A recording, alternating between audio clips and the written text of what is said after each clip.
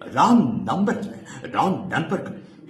என் பையன் செஸ்ல ஒரு கார்டன் மாதிரி கிரிக்கெட்ல ஒரு தெண்டுல்கர் வந்தா பெருமையா சொன்னான். பொறுக்கி பசங்களோட சேர்ந்து கபடி எடுக்க திருடுக்க பேரை பாத்தியா? காட்டா குமார், துவில் குப்பா வவாலு.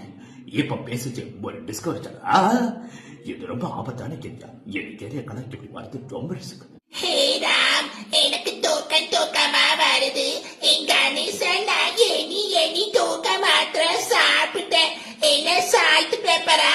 என்ன சமைக்க போறியா? அண்ணா யார் நானது?